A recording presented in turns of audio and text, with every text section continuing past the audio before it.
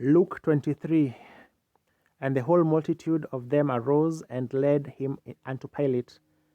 And they began to accuse him, saying, We found this fellow perverting the nation and forbidding to give tribute to Caesar, saying that he himself is Christ a king.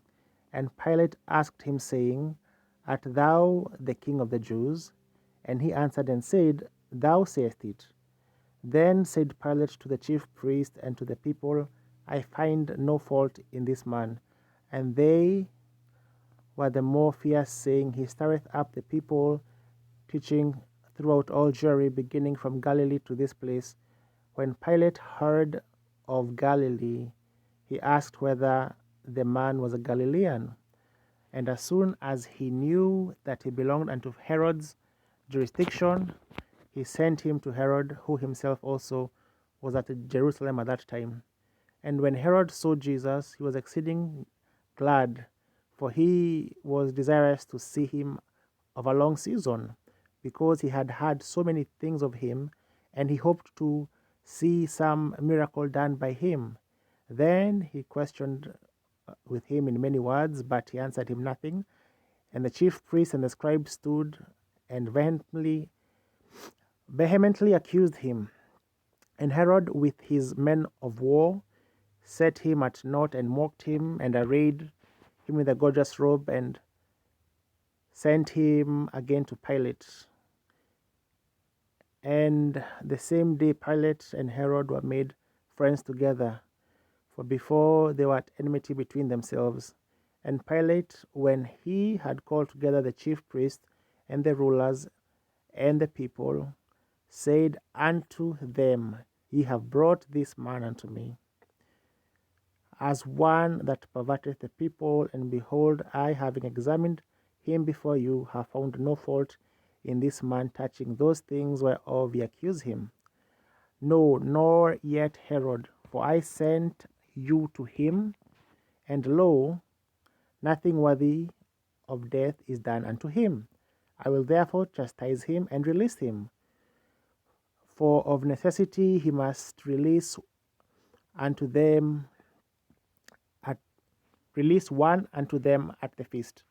And they cried out all at once, saying, Away with this man, and release unto us Barabbas, who for a certain sedition made in the city, and for murder was cast into prison. Pilate, therefore, willing to release Jesus, spake again to them. But they cried, saying, Crucify him, crucify him. And he said unto them the third time, Why, what evil hath he done? I have found no cause of death in him. I will therefore chastise him and let him go. And there were instant with loud noises, requiring that he might be crucified. And the voices of them and of the chief priests prevailed. And Pilate gave sentence that it should be as they required. And he released unto them that for sedition and murder, and was cast into prison, whom they had desired, but he delivered Jesus to their will. And as they led him away, they laid hold upon one Simon, a Cyrenian, coming out of the country, and on him they laid the cross, that he might bear it after Jesus. And there followed him a great company of people and of women, which also bewailed and lamented him.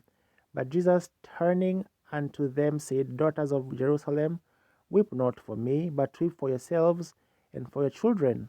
For behold, the days are coming, in the which they shall say, Blessed are the barren, and the wombs that never bear, and the paps which never give suck.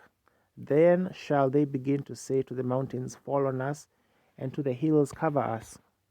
For if they do these things in a green tree, what shall be done in the dry? And there were also two other malefactors led with him to be put to death. And when they were come to the place which is called Calvary, there they crucified him, and the malefactors, one on the right hand and the other on the left. Then said Jesus, Father, forgive them, for they know not what they do. And they parted his raiment and cast lots. And the people stood beholding, and the rulers also with them derided him, saying, He saved others, let him save himself, if he be the Christ, the chosen of God. And the soldiers also mocked him, coming to him and offering vinegar, and saying, If thou be the King of the Jews, save thyself. And for a superscription also was written over him in letters of Greek and Latin and Hebrew, This is the King of the Jews. And one of the malefactors which were hanged railed on him, saying, If thou be Christ, save thyself and us. But the other rebuked him, saying, Dost not thou fear God, seeing thou art in the same condemnation? And we indeed justly, for we receive the due reward of our deeds. But this man hath done nothing amiss. And he said unto Jesus, Lord, remember me when thou comest in thy kingdom. And Jesus said unto him, Verily I say unto thee, today shalt thou be with me in paradise. And it was about the 6th hour, and there was a darkness over all the earth until the 9th hour. And the sun was darkened, and the veil of the temple was rent in the midst. And when Jesus had cried with a loud voice, he said, Father, into thy hands I commend my spirit. And having said thus, he gave up the ghost. Now when the centurion saw what was done, he glorified God, saying, Certainly this was a righteous man. And all the people that came together to that sight, beholding the things which were done, smote their breasts and returned. And all his acquaintance and the women that followed him from Galilee stood afar off, beholding these things. And behold, there was a man named Joseph, a counselor, and he was a good man and a just. The same had not consented to the counsel and deed of them.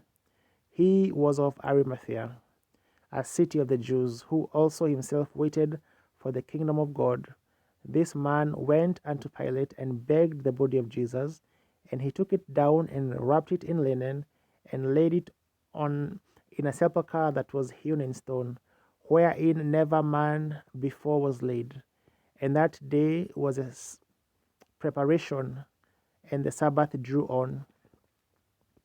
And the women also which came with him from Galilee followed after and beheld the sepulchre and how his body was laid. And they returned and prepared spices and ointments and rested the Sabbath day according to the commandment.